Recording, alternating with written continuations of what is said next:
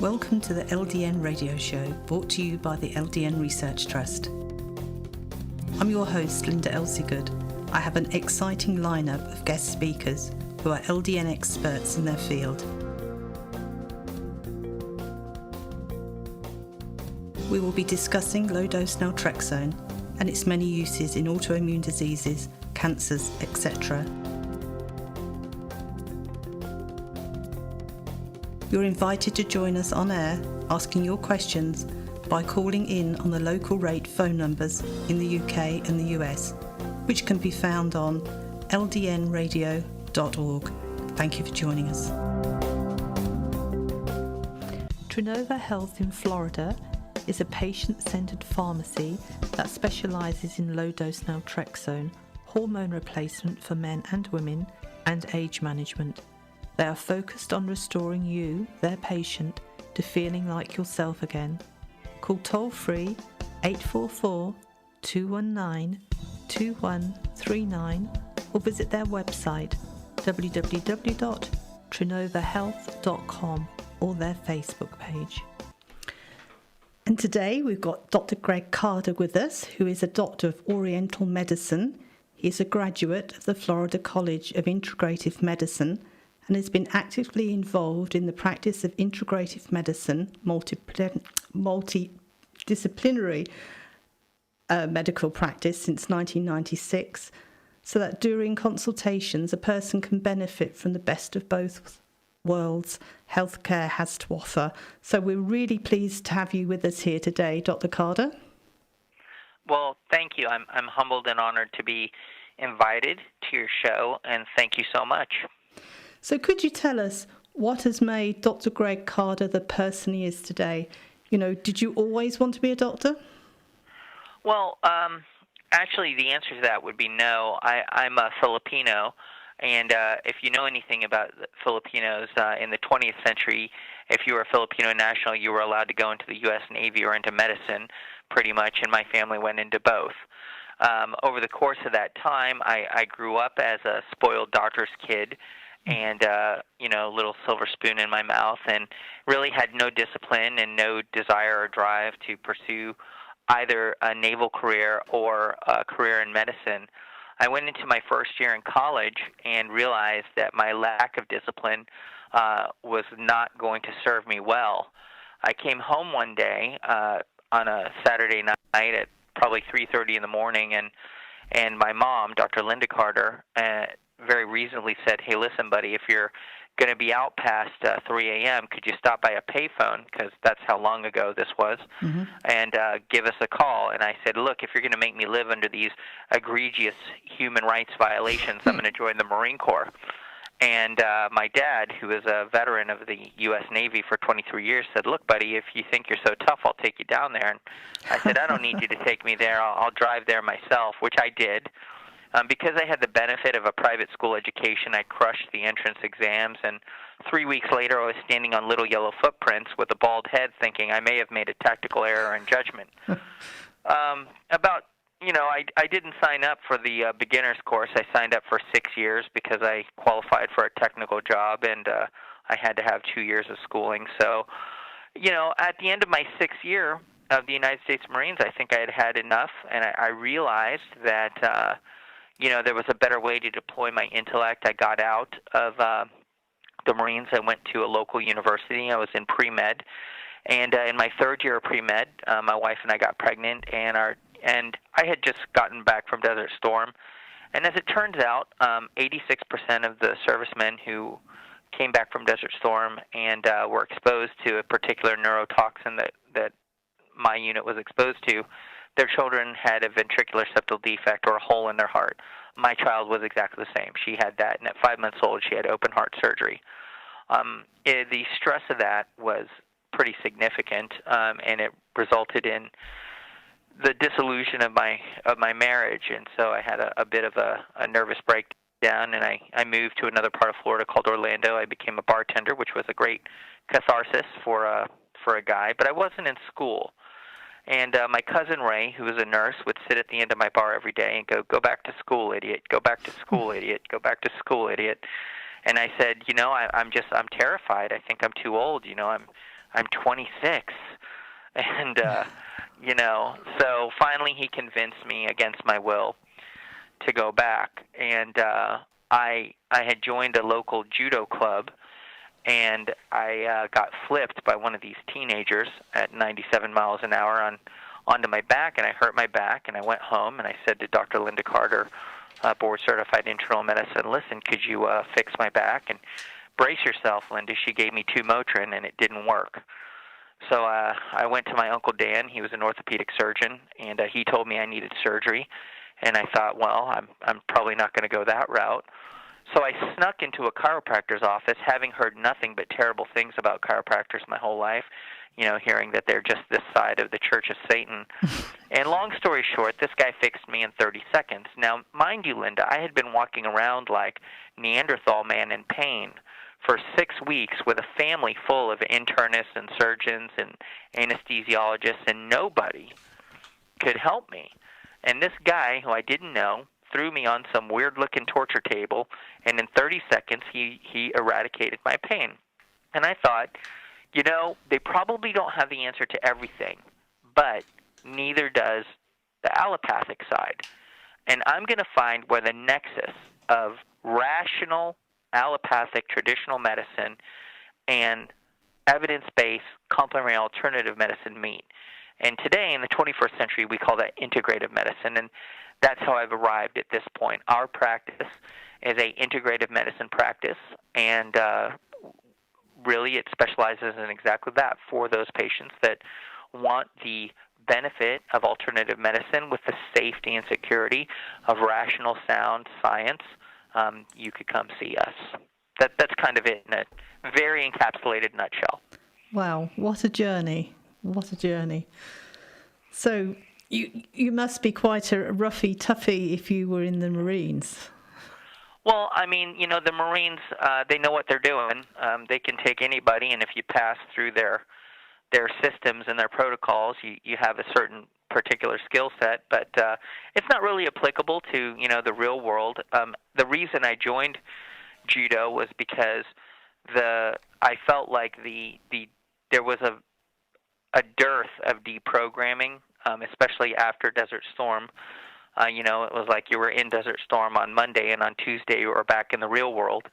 And nobody bothered to tell you, by the way, Greg, killing in the service of your country, appropriate, having homicidal ideation because some 18-year-old cuts you off in traffic is not okay. Mm. And that is exactly what happened. A child, some college kid cut me off on the campus, and I lost my mind, and I chased him through the campus for 45 minutes, and around minute 46 I thought, this is totally inappropriate behavior. I need to find some kind of a outlet for this, and that's how I discovered the judo class. And the kid that I was chasing is probably the kid that flipped me on his back and hurt me, so, Getting karma. his revenge, yes. Yes. Oh, wow. So what other training did you have medically before you... secondary to that, after I went back to school, I wasn't sure if I could actually cut it in school. I really was genuinely terrified. I had experienced significant blows to my ego, as a man, and also academically. When I was in my last semester of school, when my kid had surgery and I went through my divorce, and I had never seen an F on my report card, and I had failed out of my entire last semester as a result of those dilemmas. So my cousin Ray, again, the hero of the day, said, "Look, if you're scared to go back, why don't you try a light course like massage therapy?" And I said, "Well, I don't know any massage therapist." And he goes, "I'm a massage therapist, you idiot." And I said, "No, you're a nurse." And he said, No, you can have more than one license, believe it or not, and here's the name of the school, and why don't you go check it out?" So in that era, I was bartending at night, and I was at the bar until 2, 3 in the morning, and I wouldn't get home till 4 or 5 in the morning, and school started at 7 in the morning, so I wasn't getting any sleep. So I would sit in the back, and I would basically sit there in a half coma, half conscious state, and I would hear a question, and I would perk up and raise my hand and say, disseminated intravascular coagulation is the answer. And then I would collapse back into my chair. The owner of the school was a retired MD, Dr. Patrick Barron, and he said to me, he pulled me aside and he goes, listen, buddy, what's your deal? You know, nobody knows that answer. You sleep through every one of my classes. What's going on? So I told him my story, and he goes, your cousin Ray's right. You're an idiot. You need to go back to a real school. Get through this course and get out there. So I was thinking about going to chiropractic school, but in that era, there was no chiropractic schools in Florida. This was in an era where there was still, yellow pages and everything. So I was looking around for a school, and Dr. Barron says, look, why don't you become a doctor of Oriental medicine? I didn't even know what the hell that was. But he showed me the scope of practice. He showed me the licensure. He showed me the legitimacy of it. It still wasn't enough to sell me. So he introduced me to a couple guys who were in actual practice.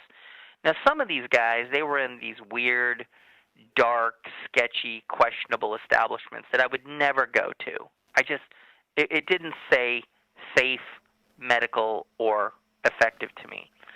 But some of them were working in truly integrative medicine clinics. And growing up in an allopathic family where you only have access to one side of healthcare, which is the allopathic side, right? Mm-hmm. You've never even seen a medical doctor and a chiropractor work side by side, much less a team of multidisciplinary providers all under one roof, all seeking one thing, helping the patient get better. And I ended up, through Dr. Barron, getting a job in one of these places as a massage therapist, and I didn't really do any massage therapy. What I did was I hung around the providers, I hung around the owner of the clinic, and I learned that business model. And I had it in my mind that I'm going to this is what I've been looking for. I'm going to open up an integrative medicine facility. And we did. And that's pretty much the only way I've practiced since then. Wow. So that was in 1996, is that right? Yeah, that's when I started back. Our first clinic, I was still in second semester. So in this state, if you were a massage therapist, you're a primary care provider, and in that era, you could actually own your own clinic. So my first clinic was what's called an auto injury clinic, and it's in Florida. There were laws at that time which were if you got into a car accident, you could go to a provider and you could receive a certain amount of care covered by your auto insurance. And so I knew exactly what I wanted to do, and I had the benefit of growing up in medical clinics my whole life. So I approached the dean of students of the school, who was a retired DO, or I thought was a retired DO, and I said, listen, what are you doing with your life? Are you still active? I have this idea, and me and this other guy, we want to take you out to lunch and give you our idea. And of course, like most people, he took the free lunch, and I said, okay, here's the deal. This is my idea. I want to open up an integrative medical facility. We want to focus on physical medicine and rehabilitation, and we want to incorporate multidisciplinary strategies, and we need a medical director because I'm still just a massage therapist. And he goes, okay, it sounds great. I said, okay, now we don't have any money and we can't pay you, and we don't have a location yet, so we don't have any place to treat anybody. And basically what I have is a concept. Do you still want to jump into our ship with us? And, looking back, it was completely ludicrous, but the guy just said, you know what, I like you guys, and I'm going to, let's see what happens. And we've been working together pretty much ever since, more than 15 years now. That is a really good story, isn't it? Yeah. With a happy ending. We'll just have a quick break, and then we'll be back in a moment to hear what happens next.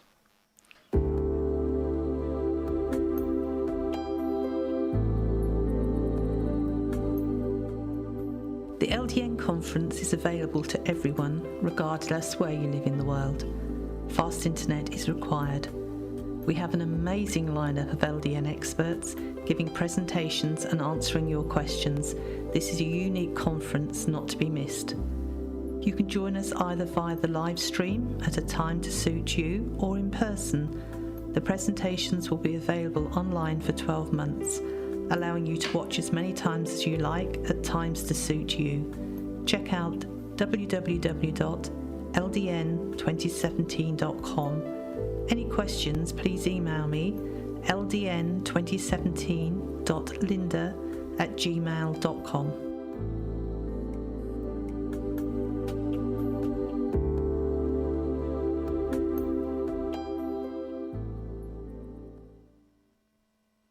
Trinova Health in Florida is a patient-centered pharmacy that specializes in low-dose naltrexone, hormone replacement for men and women, and age management. They are focused on restoring you, their patient, to feeling like yourself again. Call toll-free 844-219-2139 or visit their website www.trinovahealth.com or their Facebook page.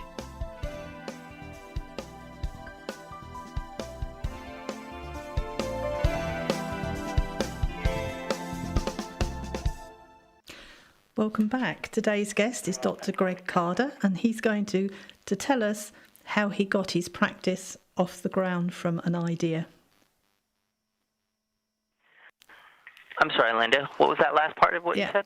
How did you get your concept of your idea of how you wanted your practice to be to actually having the building and ready to go? I want to just claim hard work, but there was a lot of serendipity and luck involved in it. Our first practice, we opened up, in that era, we partnered with an Oriental medicine practice only, and we engaged in a landlord-tenant agreement with a single room in the back of their practice, and we started seeing patients.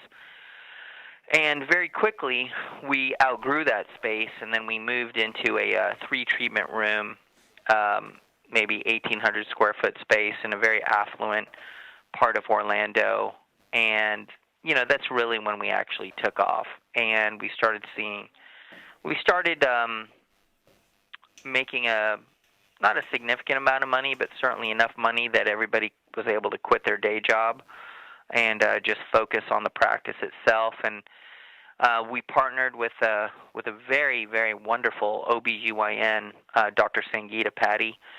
She's a world-renowned speaker. She used to be head of the Bill and Melinda Gates Foundation for Women. She's one of the keynote speakers at A4M and AMMG regularly, and we met her when she had just moved to Florida at a health fair. And we invited her to our practice, and we invited her to join our practice, and then Sangeeta and my other partner at that time, Anthony, they decided to branch out on their own and focus on women's health. And Dr. Chessman and I, the medical director, and this other guy, another chiropractor, we decided to focus on physical medicine rehabilitation.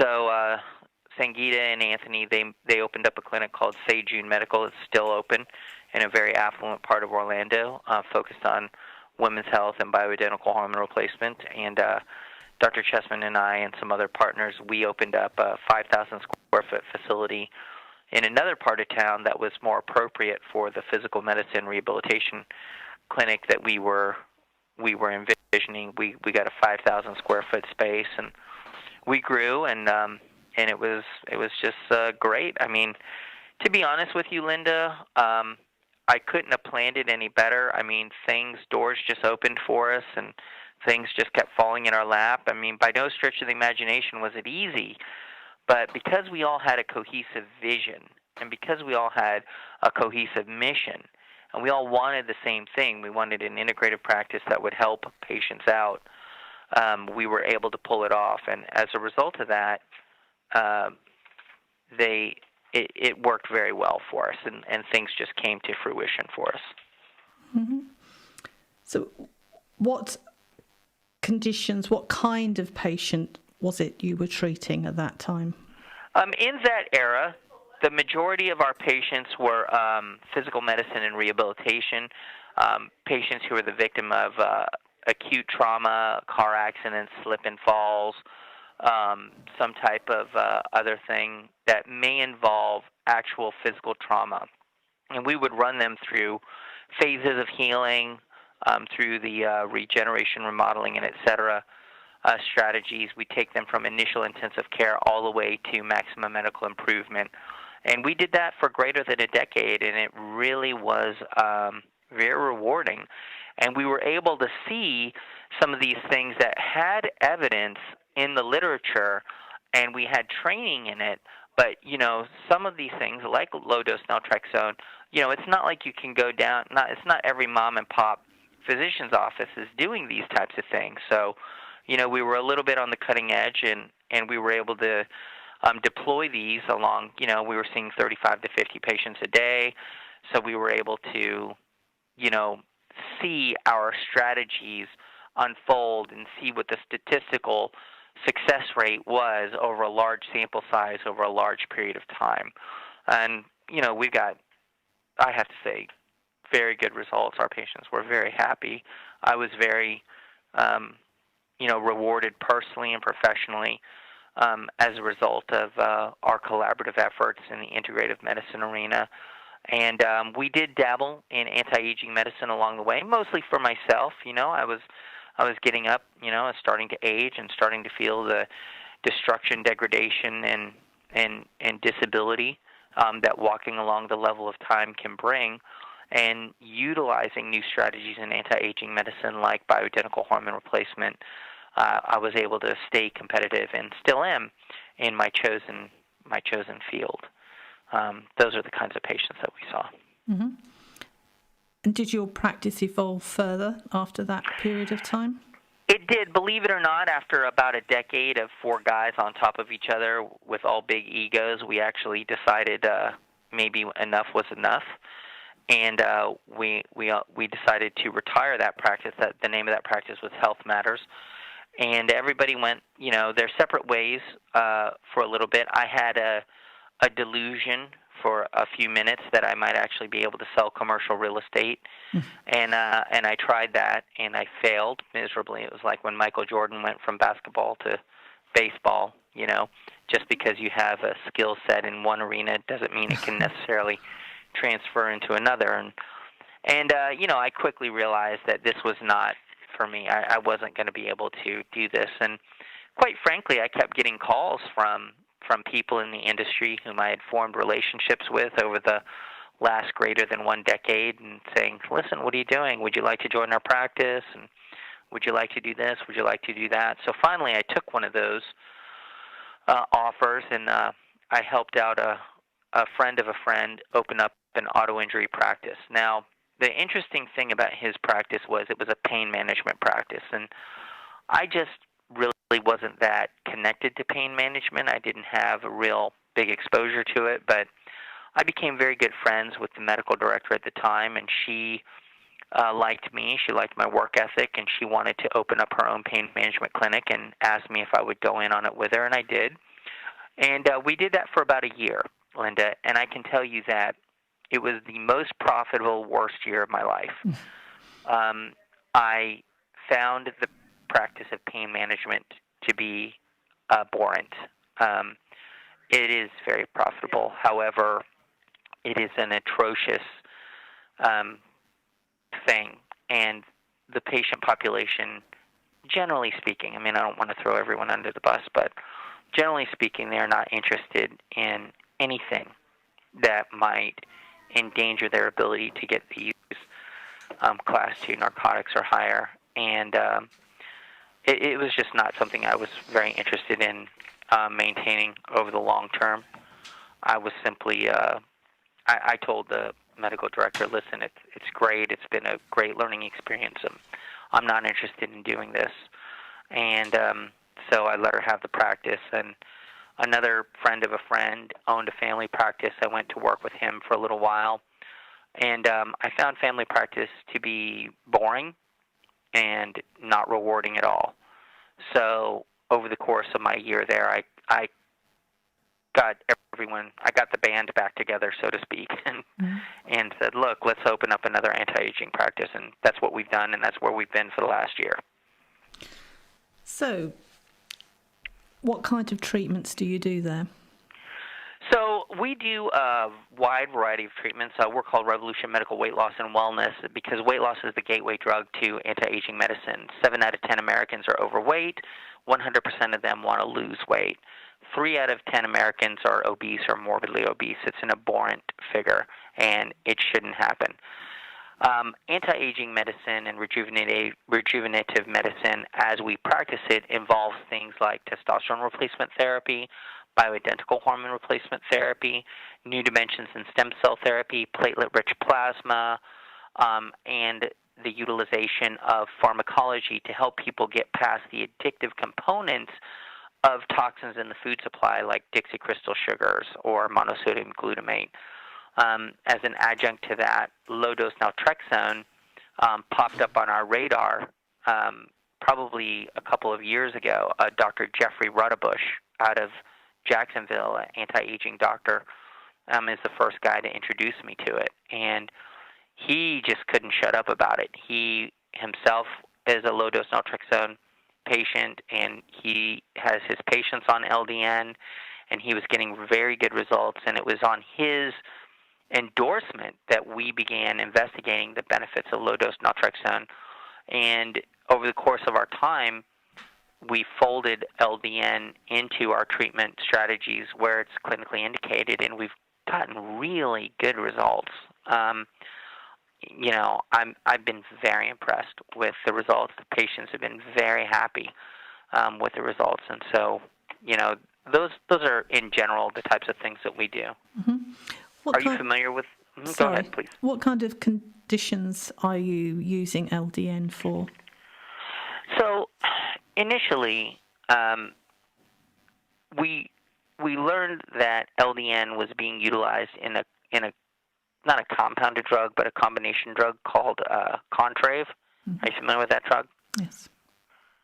And so I thought to myself, I just don't see the need to go this route. I think the low-dose naltrexone is enough. And so we've been utilizing the low-dose naltrexone to help patients who have disorders to their immune system that they're not iatrogenic, but they're environmental. They're environmental due to toxins in their food supply like Doritos and Wonder Bread and things of this nature.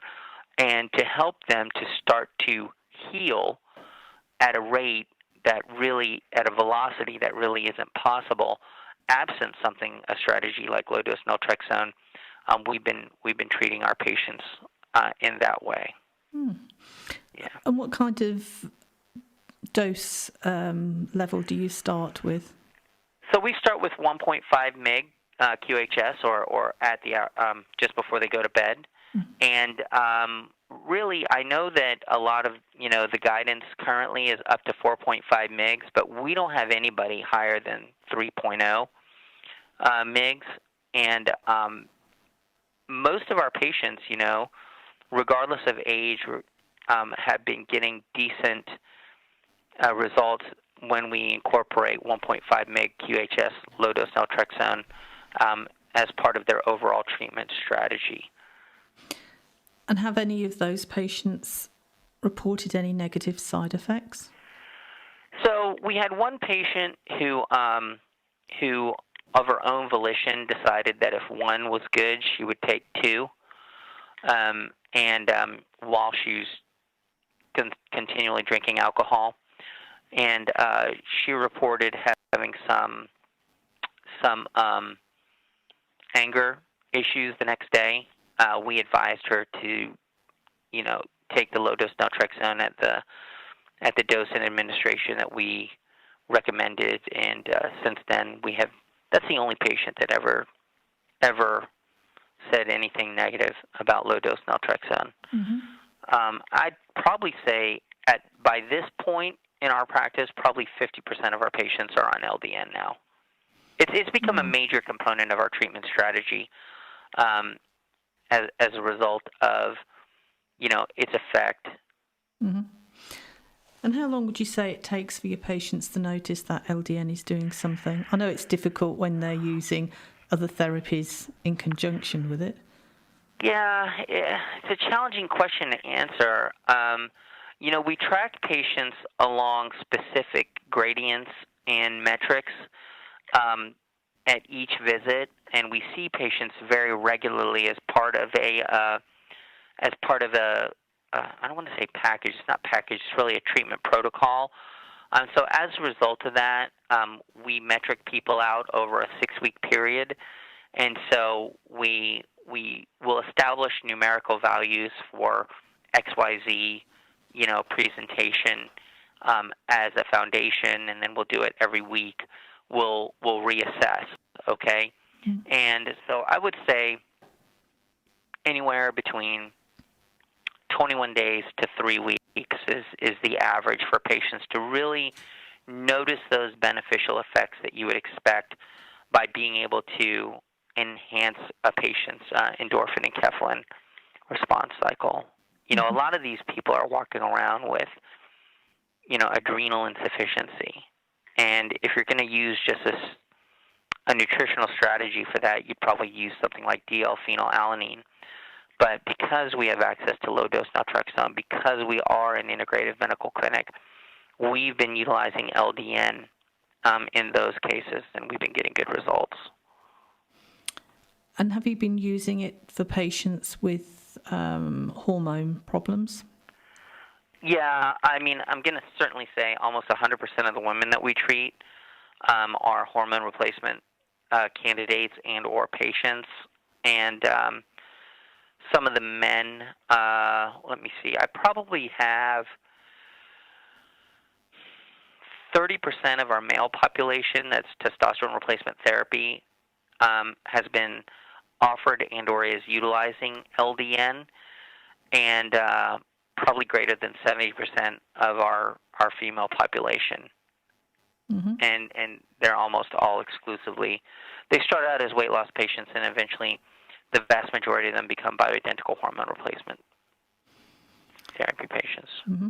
So how do you go about assessing a patient when they come to see you if they don't know what's wrong with them? How do you go about diagnosing? If somebody comes to you and they just don't feel well. Sure. So we're utilizing the functional medicine strategies, which takes a system-based approach to patient-centered care. Our initial history and physical is between 60 and 90 minutes long. We dive deeply into the patient's health history. And over the course of that time, we'll go over everything from their basic health history all the way into the functional medicine questionnaires, the ADAM quiz, the EVE quiz, the neurotransmitter tests. So we utilize a combination of both subjective, objective findings, and over the course of a few, maybe 3 visits, we'll do the interrogatory in the first visit. We'll set up for lab draws and et cetera on the second visit. You don't want to pull somebody's blood after you beat them up for an hour and a half about tell me everything about you from the time you were DNA till today. And then on the third visit, we'll do a report of findings. So by the third visit, everybody's gotten to know each other, and you've gotten to hear my dog and pony show. And we really have a good idea about how we can help you. And if I believe that what we have to offer here is not the appropriate strategy for you, then I'll refer you to someone who I think it is. And that happens, I think, like in any practice. Mm-hmm. Yeah, but it's typically over the course of a 3-visit cycle of interrogatory, diagnostics, report of findings, and recommendations. So what kind of treatments do you offer at your centre? I mean, being Oriental, does that mean you do acupuncture? Well, I did that for over a decade in the physical medicine rehabilitation arena. I mean, acupuncture is, as part of a well-rounded treatment strategy involving, rational care, acupuncture can have good results, okay? Mm-hmm. We don't do acupuncture here. It's really not part of our treatment dynamic. The scope of practice is such that chiropractors, doctors of Oriental medicine, naturopaths, osteopaths, and medical doctors, we all have a similar goal in mind, but the way that we approach the patient may be somewhat different. I want to assure you that if I'm of a particular opinion about how to treat a patient and the medical director disagrees with me, I'm immediately overruled, as it should be. I mean, medicine exists and is the greatest benefit to Western civilization and mankind because it works, okay?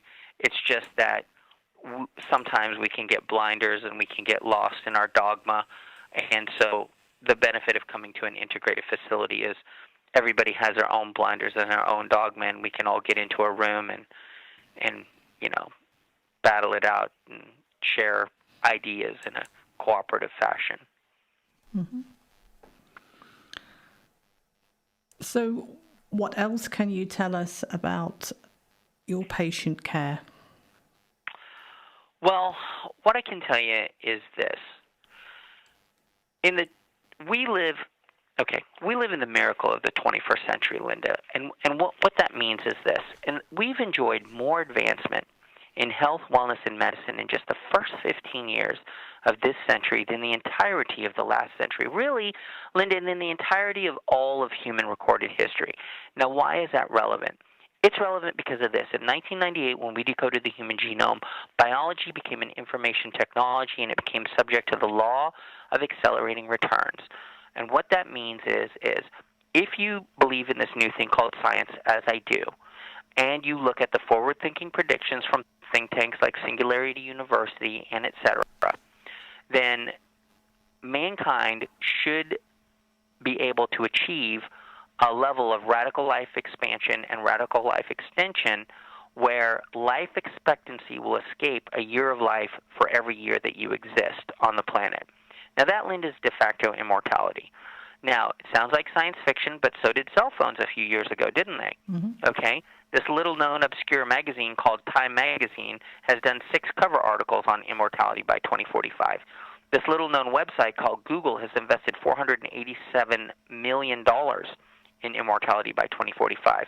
Now, what is the track record of success? What's the possibility? If you look at the forward-thinking predictions, meaning since 1986, these mathematicians and statisticians have been making forward-thinking predictions, 87% of the predictions have fallen on the year of the prediction.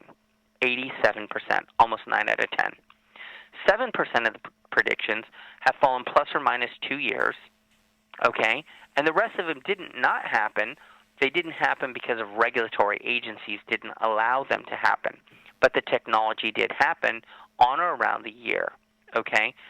What that means is when you look at the merging of our biology with our technology, then you can really now start to grasp that we're about to enter into a new era in radical life expansion. I grew up in a world where Steve Austin and the $6 Million Man was just science fiction. Today, we have people who have prostheses that are not just aesthetically similar, versions of Captain Hook's peg leg. We have prostheses that can enjoy not only a power grip, but a precision grip. And in the last 2 years, now many of these prostheses can allow that patient to enjoy tactile awareness. Okay? So our technology is becoming closer to us. Now, when you look at that year, 2045, remember that there have been 4 bridges elucidated to radical life extension and radical life expansion. Bridge number 1 is controlling your life, controlling what you eat, controlling what you drink, controlling how much you sleep, controlling your exercise. Bridge number 2 is getting rational medical care when it's clinically indicated, getting surgery if you need it, and lesser appreciated, taking vitamins, minerals, nutrients, and beyond. As far as human history has gotten, Linda, that's as far as mankind has gotten. But hold the phone. We live in the 21st century, and we've entered into Bridge 3, which is the merging of our biology with our technology at the cellular level. So take, for instance, Parkinson's. What could we do about that 20 years ago? Not really a whole lot. Today, we can put a computer chip in the brain of that patient. It's about the size of a postage stamp and the thickness of a postage stamp. And while that patient is sitting in the coffee shop next to you, they can access the local Wi-Fi and download new updates to their computer chip and upload it into their brain using Bluetooth technology while you're sitting next to them having a tall soy latte. You'd never even know. That's not some far-flung future. That's happening right now. Let's say you get a 7-year-old girl doing what 7-year-old girls do, climbs a tree, falls out, bangs her head. We take her to the ER. Good news, the ER doc saves her life. Bad news, she loses her hearing. What could we do about that 2 decades ago? Not a lot. Teach her sign language and help her with her self-esteem. Today, we can give that little girl a cochlear implant, right? Now, even though it's visible, it's about the size of a quarter. It looks like a bionic ear right outside of her skull, right? Remember, technology shrinks 100% in three-dimensional volume per decade. What does that mean? That means by the time that 7-year-old is 17 and ready to go to prom in her high school, that thing will be invisible, okay? So, look, Linda, it's not that I need to live forever, but a couple hundred extra years would be nice. I mean, I haven't had any time to read Ernest Hemingway's, Old Man and the Sea, and, I hear that's a pretty good book. I mean, there's just some things I'd like to do. The long and the short of it is I'm going to be in my 80s at 2045, okay? Well, nobody really wants to live forever given the current state of affairs of an 80-year-old, right? But because of advancements in technology, if you look at the works of Dr. Aubrey de Grey and the SENS Foundation, again, Singularity University, what Google is doing, we should be able to slow down the destruction of our telomeres and, if not, repair our telomeres. And when that happens, in theory, we should all be able to de-age back to an appropriate optimal age, like 27 or 28, okay? Now, although that still sounds like science fiction, just think about it. Nobody could have anticipated that we would have precision and power grip with tactile awareness in our prostheses. No one could have anticipated that we'd be able to give a 7-year-old the Steve Austin $6 billion man bionic ear. Okay, our ability to extend telomeres is just a matter of time and technology, and it is going to happen. We've already taken the equivalent of 70-year-old mice and through manipulation of the telomeres, decrease their age back to the age of 17. Now, Linda, you and I both know we're not mice, but look, mice models are the basis upon which much of our technology in medicine is based. And if we can do it in mice, we're very close to being able to do it in people. I'm very interested in that technology. That is the basis upon which anti-aging medicine is moving. That is the direction in which anti-aging is fixated, and that is the direction in which this practice is fixated. And it cannot happen utilizing a polarized approach. It requires the cooperation of multidisciplinary model of a number of people who are willing to put their ego aside and say, let's take a look at the science, let's take a look at what is available, and then move forward for the patient and, by extension, for yourself. Does that help out? It does. We'll have just one more quick break, and then you can tell us what the future will hold. I'm actually 60, so I don't think I can wait till 2045. We'll be back in just a moment. Sure. To listen to individual radio shows and interviews, go to www.mixcloud.com/LDNRT. I'll repeat that.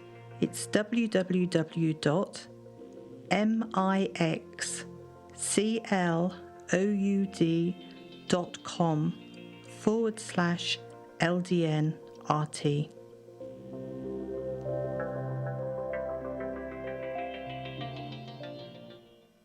Trinova Health in Florida is a patient-centered pharmacy that specializes in low-dose Naltrexone, hormone replacement for men and women, and age management.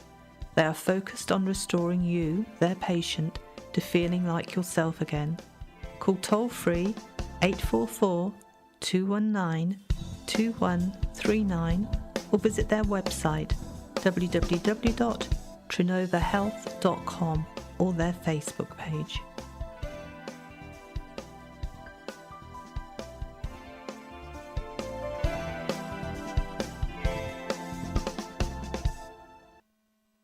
Okay, welcome back. So what do we have to look forward to in the future? As I say, I don't think I'll be here in 2045. It would be quite nice to be 28 again, though. Well, again, Linda, we don't actually have to wait till 2045, do we? I mean, we're already doing many of the things necessary to bridge ourselves to that, okay? When we decoded the human genome, it became very clear that we should live somewhere between 140 and 150 years, okay? And why is everybody dropping dead at 72? Because we didn't know that wheat was a toxin. We didn't know that sugar was 8 times more addictive than cocaine. We didn't know many of the things that we know today. As an adjunct to that, we can now use advancements in anti-aging medicine and medicine in general, like low-dose naltrexone, which repair the body in ways that we weren't able to do before or didn't know we could do before, okay, to bridge you to greater and greater heights. Now, let's just say, Linda, you're right. Nothing in anti-aging medicine can give you 1 extra day of life. What if that were true? But what if by deploying strategies in anti-aging medicine like low-dose naltrexone, for every day of life that you are alive, you can get the most out of that day. You can feel the best you could possibly feel. That really is what this is all about. If that's all anti-aging medicine can do, if that's all low-dose naltrexone can contribute, you feel better. You experience a greater enjoyment and interaction with your day on a day-to-day basis, then it was worth it. It succeeded. What I'm telling you, Linda, is that when a patient investigates new dimensions in anti-aging like low-dose naltrexone and finds that provider who knows how to use it to give you that better experience in life, it may in fact give you more days add more years to your life. And while it's doing that, it might add more life to your years. So maybe you're right. Maybe we don't make it till 2045, but we will be able to enjoy our days with less pain and greater life extension and greater life expansion than our parents and our grandparents could have ever dreamed possible. Mm-hmm. So that's where we are with 21st century medicine. That is our mission, okay? Also, you know, and I don't know how deep down this rabbit hole you want to go, but quite frankly, you know, we've already started to create mind files of humans, and every day, you know, some version of you is being uploaded into the cloud and creating a mind file of your personality. Now, currently, even under perfect mind file replication, it's not you. It's an echo of you, right? But many movies like Her with Joaquin Phoenix and Scarlett Johansson, and quite a few others. One with Johnny Depp in it called Transcendent Man, talk about this science of uploading our consciousness into other substrates. And I know it's heady, and I know it sounds, again, a little bit off the wall, but, you know, the science, the basis for that science exists. It's there. I don't know if you've ever taken a peek inside of a virtual reality view lens now, but it's disturbing. I mean, you know that you're just looking through a viewfinder, but it feels very real to your perception. And these types of things can be used in a healthcare and medical environment to help bring the patient back to states of health that we couldn't do before. I mean, you know, it's just amazing stuff. In your practice, do you treat children to geriatrics and everything in between? Currently we don't. Currently, you know, quite frankly, in this particular geography, our patient target is in their 3rd, 4th, 5th, 6th decade of life. They're adults. They've already achieved a certain level of professional acumen and personal achievement, and you know they're fully formed, self-actualizing humans who, because we're a concierge medicine model, we don't accept assignment from insurance companies. It gives us a certain amount of freedom. You know, we're not the cheapest show in town, I can tell you that. And so, as a result of that, what we're really doing here, Linda, is enhancement medicine, and it's typically best deployed on adults. Children, as you all know, they're engines of infinite possibility. They enjoy a level of complexity from a physiologic standpoint that only a few special people among us can really handle. We call those people pediatricians, and God bless them. Somebody's got to do it, and I'm not that guy. So what do you do with patients, let's say, with degenerative diseases? I know you mentioned Parkinson's a minute ago, but like Alzheimer's, dementia, that kind of thing. So currently we're working with a hyperbaric facility, and our goal with patients, for those neurodegenerative disorders that have this indication, we're utilizing a keto-adaptive approach, enhancing the ketone bodies of the physiology in conjunction with intermittent fasting, proper nutritional supplementation, proper pharmacological intervention like low-dose naltrexone is a component of that particular strategy, and then having the patient go to the hyperbaric chamber facility and undergo probably as many as 30 dives to enhance oxygenation to the cells. So again, if you read the works of Dr. Neil Perlmutter and Grain Brain or Mind Power, if you read Dr. Ray Kurzweil's book, The Mind and How to Make One, if you start to look at the brain like a machine and not like a soup of chemicals, and you start to look at the biomechanics of it, and you take a systems approach to it, as they do in functional medicine, then it dictates that more of an, for lack of a better term, a reverse engineering approach.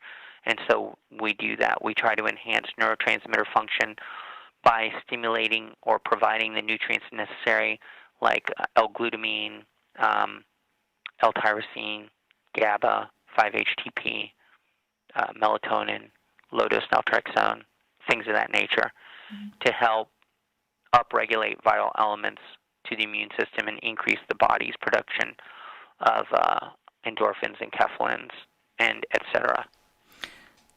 The hyperbaric oxygen, once they've had the 30 dives, do they have to have a regular top-up, or is it just 30 dives and you're done? It depends on the patient. Yeah, It depends on the patient. Yeah, it's kind of hard to answer that question. I mean, I would say on average, if you're looking at statistical probability, it would be 30 dives and reevaluate. Okay. Yeah. Well, we've heard all about your practice. Would you like to tell us where it is, your website, your phone number, and all that other good information that people might need to find you? Absolutely. We are called Revolution Medical Weight Loss and Wellness. We're an anti-aging practice located in the heart of Orlando in a small municipality called Maitland, Florida. Our address is 711 North Orlando Avenue. We're in Suite 203. In Maitland, Florida, 32751 is the zip code. Our phone number is 407-636-5391. That's 407-636-5391. And the name, our website is therevolutionmedical.com.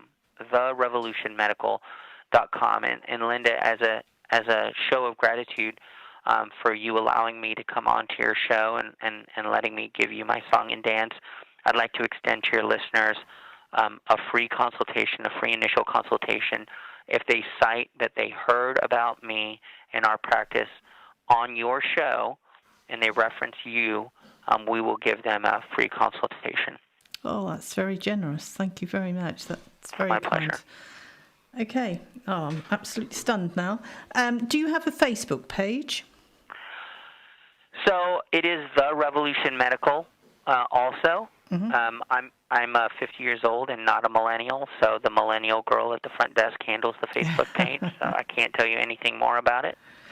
And what about timescales? Are you really busy? Do people have to go on a waiting list, or can they get to see you quite quickly?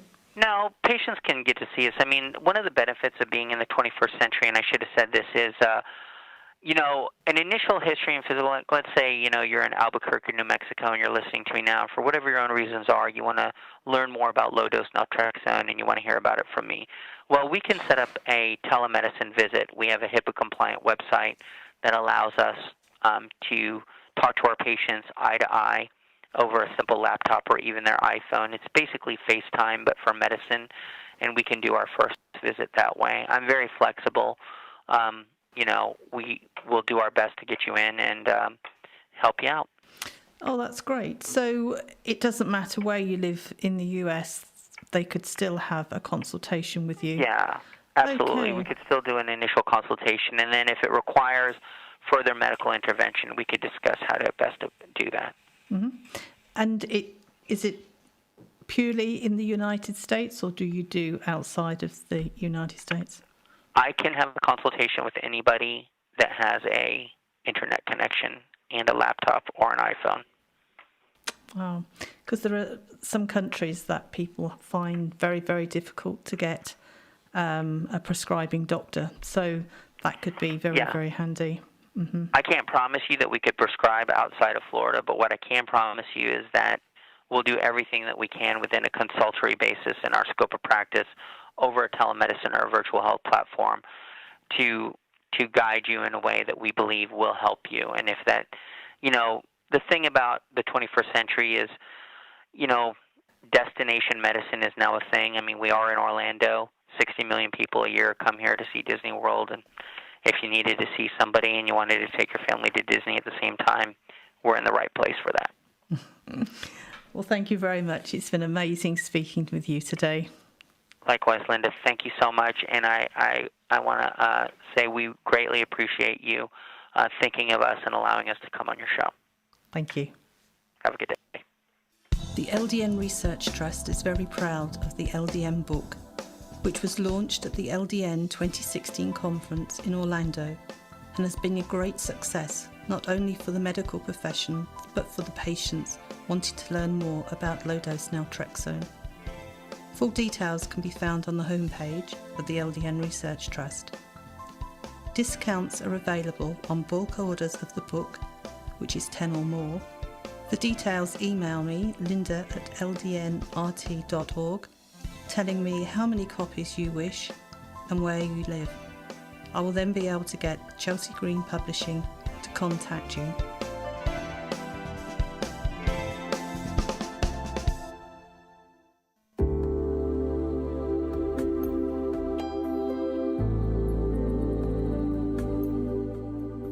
The LDN conference is available to everyone, regardless where you live in the world. Fast internet is required. We have an amazing lineup of LDN experts giving presentations and answering your questions. This is a unique conference not to be missed. You can join us either via the live stream at a time to suit you or in person. The presentations will be available online for 12 months, allowing you to watch as many times as you like at times to suit you. Check out www.ldn2017.com.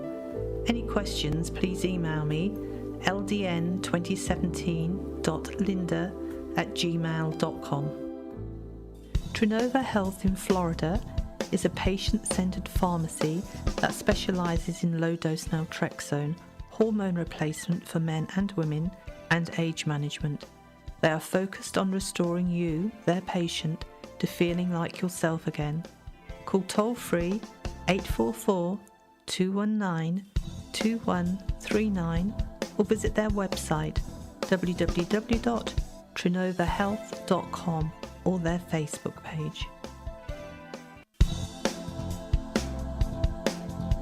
Any questions or comments you may have, please email me, Linda, Linda, @ldnrt.org. I look forward to hearing from you. Thank you for joining us today. We really appreciated your company. Until next time, stay safe and keep well.